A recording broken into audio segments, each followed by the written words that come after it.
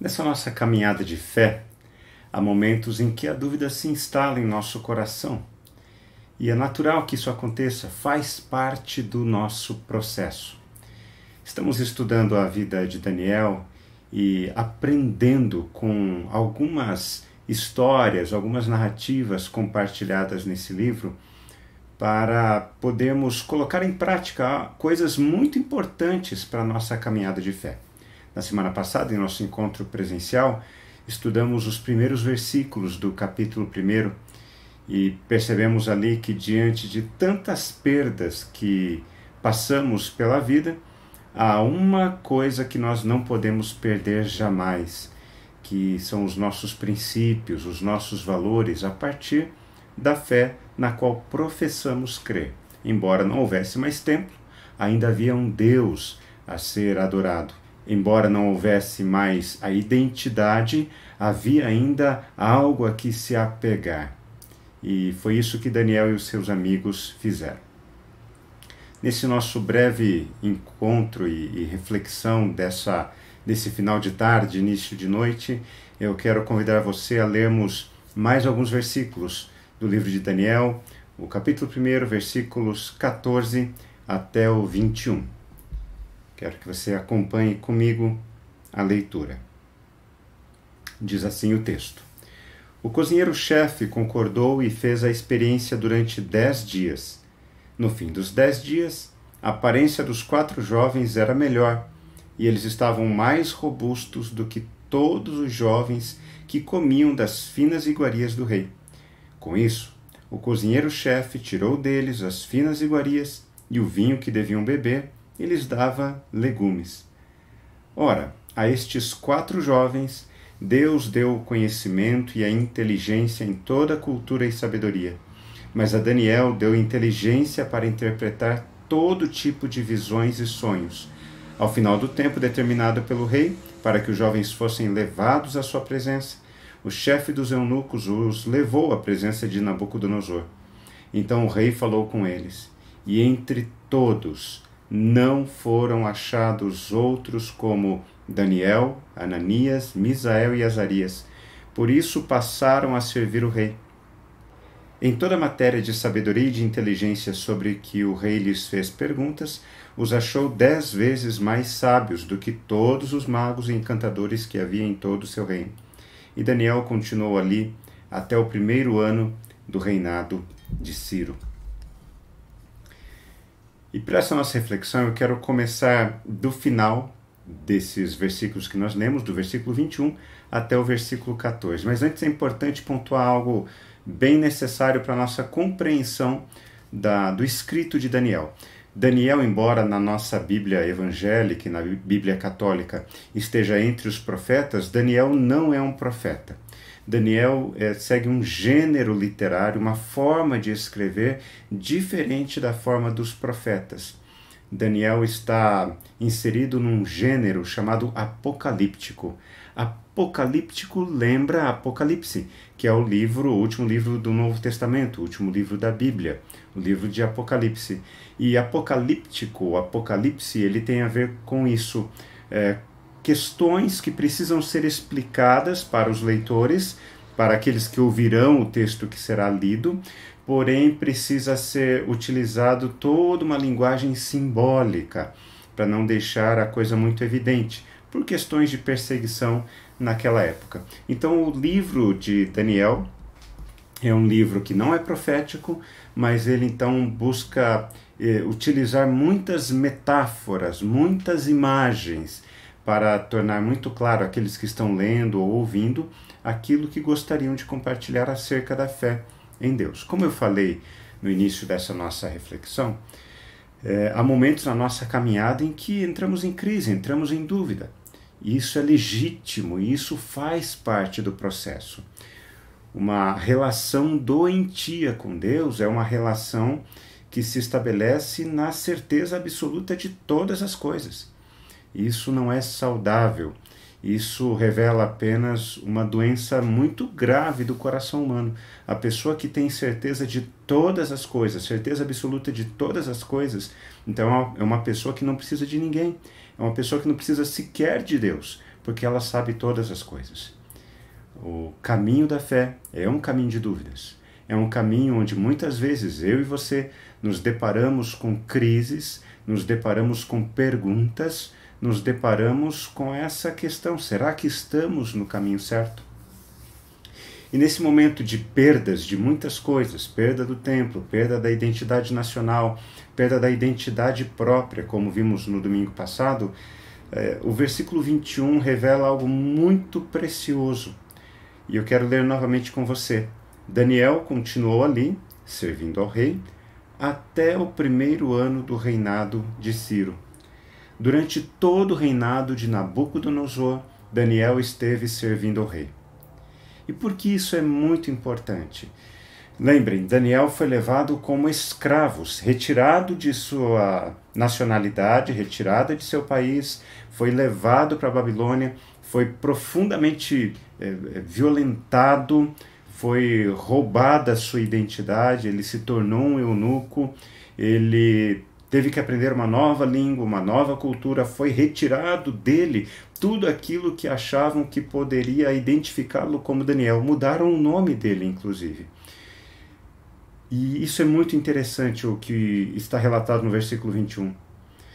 Daniel viveu de maneira forçada uma experiência que ele não havia escolhido, uma escolha que não havia sido feita por ele. Alguém escolheu por ele o que deveria acontecer, mas ele cumpriu aquilo que deveria cumprir da melhor maneira possível. E é isso que está sendo proposto a mim e a você nesse momento. Nós estamos num modelo de vida que não foi uma opção nossa. Nós não escolhemos viver dessa forma, com distanciamento social. Nós não escolhemos, muitos de nós não escolhemos ser demitidos do nosso emprego. Muitos de nós não tivemos a opção de escolha de ter ou não redução salarial. Tudo isso se impôs sobre nós.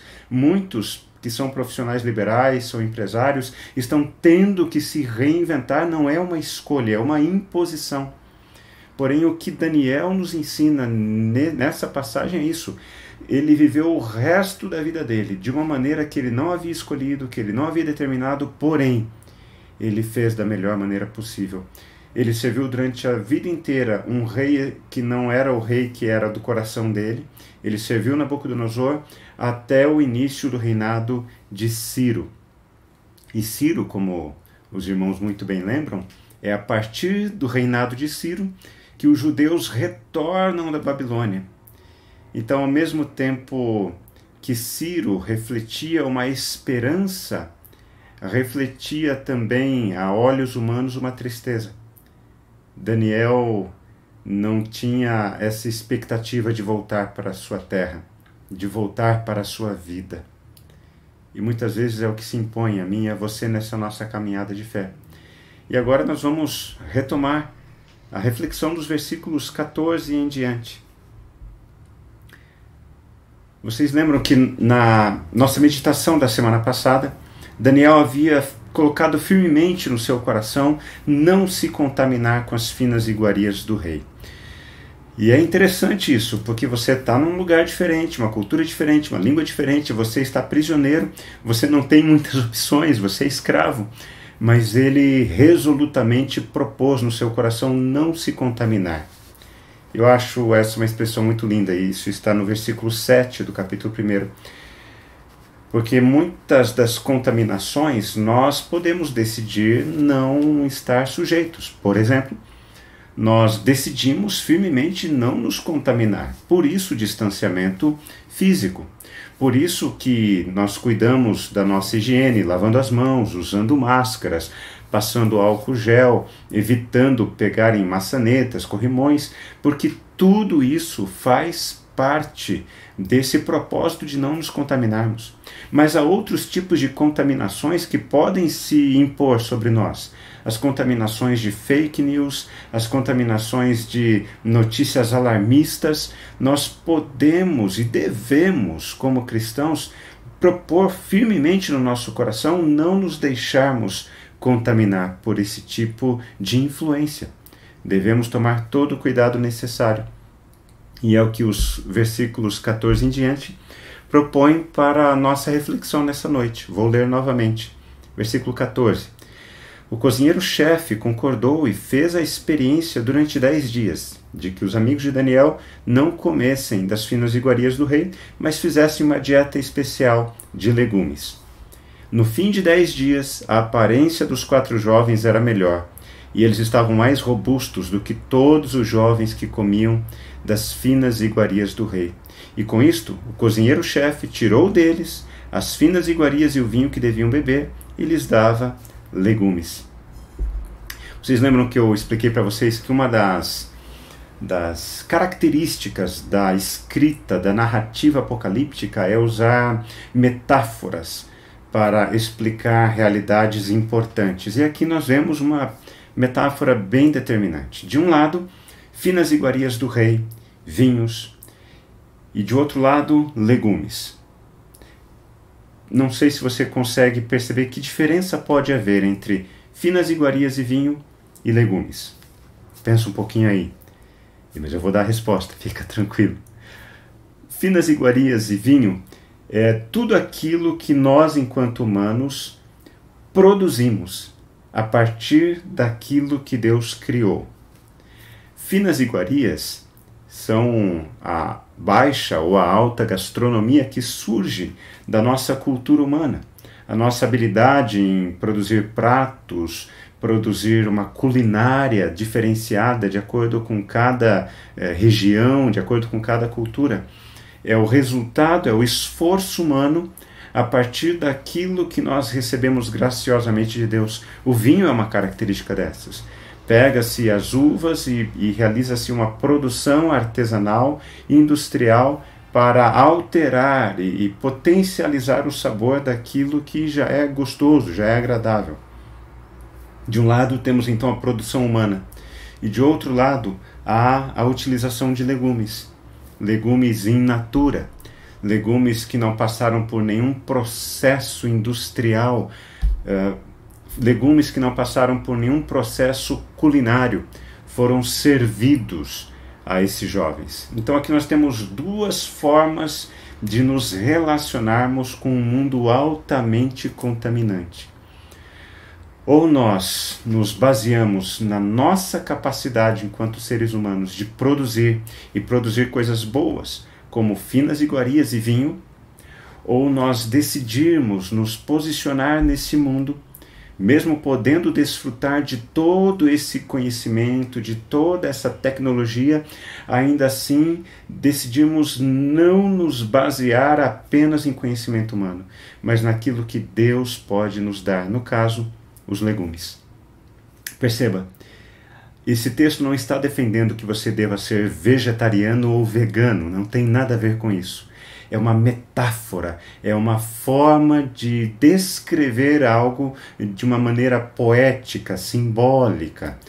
Mais importante do que desfrutar do conhecimento humano é desfrutar daquilo que Deus pode conceder. E o texto continua, tornando muito claro, muito evidente isso. Versículo 17, ora, a estes 4 jovens, preste bem atenção, a Daniel e a seus amigos, a estes 4 jovens, Deus deu o conhecimento e a inteligência em toda a cultura e sabedoria. Você consegue perceber agora o que o autor de Daniel estava querendo enfatizar com a questão de legumes? Eles estavam ali para aprender a cultura e a língua de um povo. Eles estavam ali de maneira imposta. Não era uma escolha deles. E eles poderiam se tornar amargurados, ou eles poderiam desfrutar daquilo e falar, é assim mesmo, todo mundo faz, então vamos fazer também. Vamos nos livrar de todos os problemas. Mas não. Eles decidiram firmemente não se contaminar. E com isso, a história de Daniel nos conta que Deus os abençoou. Vou ler novamente o versículo 17. Ora, a estes 4 jovens, Deus deu o conhecimento e a inteligência em toda a cultura e sabedoria, mas a Daniel deu inteligência para interpretar todo tipo de visões e sonhos.